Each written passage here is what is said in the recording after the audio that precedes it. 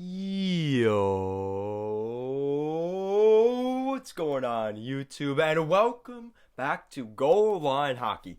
It's your boy Kevin Forte. We are taking a look today at the Buffalo Sabres and the New Jersey Devils returning back from their COVID situation as the Devils and the Sabres start action back up this week. We're going to be taking a look at the teams coming back home in this video. If you guys like what we're doing here at Goal Line Hockey and want to see the latest news around the NHL, you guys know what to do. Make sure to give this video a big thumbs up and even bigger subscribe down below. And let's take a look at the Buffalo Sabres and the New Jersey Devils.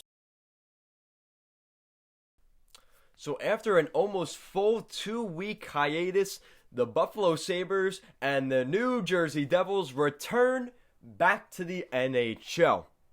We have some news to take a look at for these two teams. So, starting things off, the Buffalo Sabres. They are a weird team. This is the team that probably could have used this break more than the Devils because they didn't have the best start to the season. They had a decent start, but they were not playing that well. Now, if you guys remember, Taylor Hall supposedly tested positive. He has come out since then and confirmed that. Rasmus Ristolainen, Ralph Kruger, the head coach, also tested positive and had COVID-19. So the bug was definitely going through the Buffalo Sabres organization. So we are very happy to know that a lot of those guys will be back in the lineup for the Sabres. So going into this week, things get quite interesting for the Devils, for the Sabres.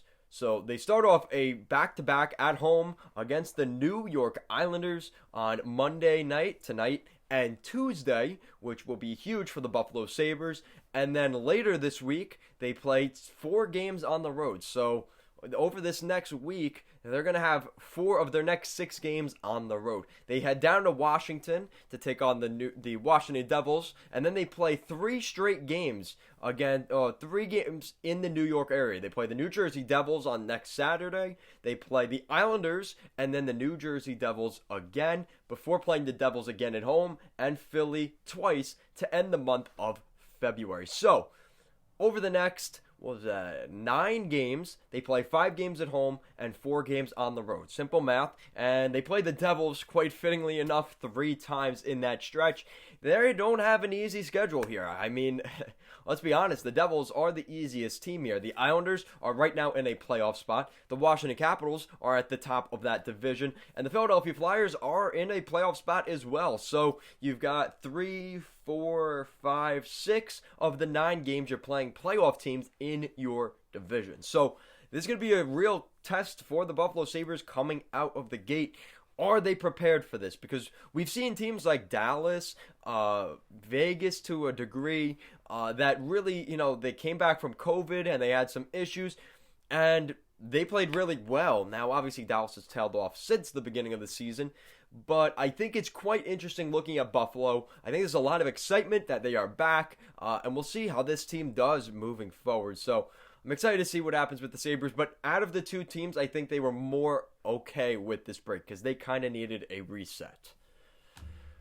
Now, looking at the New Jersey Devils, same thing. Their last game was against each other, the Devils and the Buffalo Sabres. So after a 2-week hiatus, where they were supposed to play Philly this past weekend, they have 3 straight road games to start off their return back this week. They play 2 games in Boston, and then they play the New York Rangers at Madison Square Garden. Quite fittingly enough, like I mentioned, they play Buffalo. Buffalo and New Jersey play each other 3 times this month. 2 games in Buffalo before heading back to Jersey, and then they play Washington at home. Again, not an easy schedule. You're talking about 2 matchups against the Boston Bruins in a week on the road at TD Garden.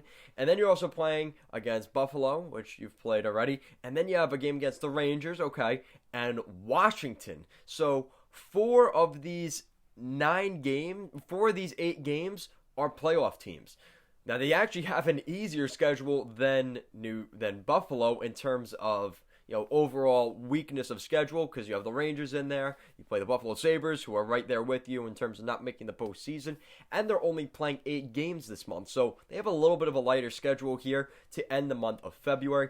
And again, going into next month, they actually have a good start to March as well. They only have 3 road games in an entire 3-week span. So this is a good opportunity for the Sabres. You got to really just get through this first week, and then you don't have to worry again until the second week of March, really, on any road trips. So they're going to have a nice homestand. We'll see how the Buffalo Sabres do here. The New Jersey Devils, I'm sorry. We'll see how the New Jersey Devils do here, because I think they have a better schedule going back here to start this thing back up.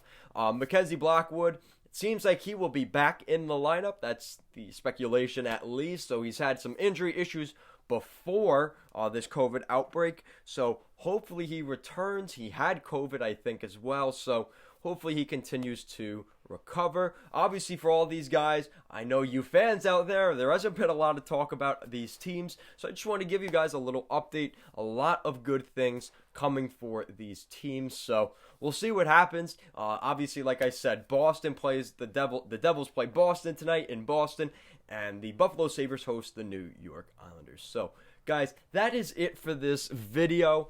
Let me know how excited you are in the comment section down below, my Sabres and Devils fans out there. Thank you so much for watching this video, and have a great day.